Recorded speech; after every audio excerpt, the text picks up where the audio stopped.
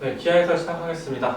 자, 이번 문제는 기본 정사형을 얼마나 이해하고 있냐 그런 간단한 문제를 이제 출제해봤기 때문에 빠르게 해설 진행해 보도록 하겠습니다. 자, 일단 주어진 루트 3y-z는 0이라는 평면과 그 다음에 이 평면을 정사형을 내렸을 때 그 평면에 그려진 사각형 A, B, C, D를 이제 x, y 평면에다가 정사형을 내렸을 때 나오는 A-, B-, C-, D-의 둘레의 이제 길이를 이 좌표를 통해서 구하는 거죠. 구한 다음에 원래 우리 사각형 A, B, C, D의 이제 둘레를 구하는 문제입니다. 자, 그래서 우리가 어떤 값을 구해야 되냐 이제 정리를 해보기 위해서 일단 AB 직선을 봤을 때 AB는 이미 x, y 축 위에 있죠. 위에 있으니까 정사형을 내려도 길이가 같게 되고 마찬가지로 직선 DC도 평면 XY랑은 평행하기 때문에 그대로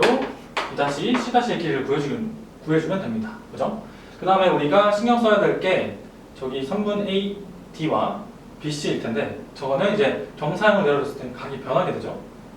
내려주는 게. 그래서 길이가 변하게 되니까 우리가 어떤 평행가 있냐 식을 써보면 제일 처음에 AD에다가 저기 여기 각을 세타라고 뒀을 때 저 두 평면 XY 평면과 저기 주어진 평면에 각을 세타라고 뒀을 때 코사인 세타 곱하기 AD를 해주면 우리가 정사형 내린 A', B'의 길이가 나오게 되고 마찬가지로 코사인 세타에다가 BC를 곱해주게 되면 B', C' 길이를 나오게 되니까 이놈들의 관계를 이용해서 우리가 본래의 사각형의 둘레를 구할 수 있다는 것을 알 수 있죠. 자, 그럼 우리가 저 세타를 구하는 게 관건일 텐데 저 세타를 구하기 위해서 우리가 법선 세타를 이용할 텐데 자, 각각 주어진 저 평면과 z는 0의 법선 벡터를 각각 이렇게 구해주게 되면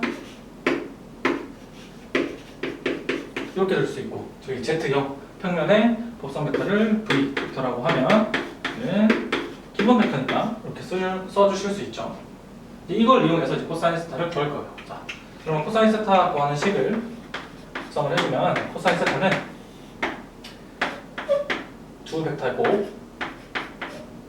곱에다가 그 다음에 내적한 벡터에다가 절대값을 씌워준 이 공식을 이용을 해주시면 코사인 세타를 구할 수 있게 되죠. 자, 그래서 그대로 계산을 해줄 텐데 얘는 내적을 해서 길이를 구하는 거니까 일단 위에 내적을 해주시면 0, 0, 0, 0 곱해져서 결국 마이너스 1인 거 알 수 있고 그래서 절대값 씌우는 거죠. 자, 밑에는 곱해주는 거니까 전체를 루트를 씌운 다음에 루트 3의 제곱 더하기 그 다음에 1의 제곱 이렇게 계산을 해주시면 될 것 같아요. 자, 그래서 얘는 다 계산을 해주시면 2분의 1이다 라는 거 쉽게 구해주실 수 있고 코사인 세타 각을 구해가지고 삼각형을 이용해서 문제풀이를 진행하셔도 되고 아니면 그냥 여기 식에다가 코사인 세타를 넣어서 계산을 해주셔도 됩니다. 자, 그래서 각각의 길이를 이제 구해볼 텐데 이제 A', B'는 결국 AB랑 같으니까 저기 거리는 이제 1이죠. 1인 거 그냥 바로 구해줄 수 있고 DC도 똑같이 1 나오고 그 다음에 A''와 B'의 길이를 구하는 거니까 얘를 이제 거리 공식을 이용을 해서 거리를 구해주시게 되면 그러니까 다 정사각형 얘가 다 1이네요.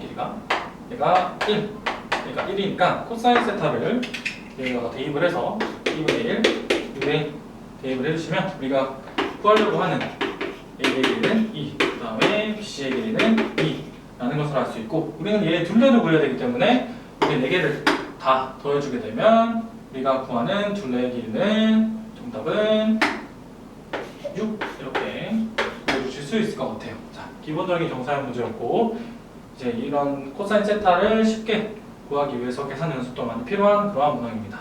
자, 그래서 해설을 마치겠습니다.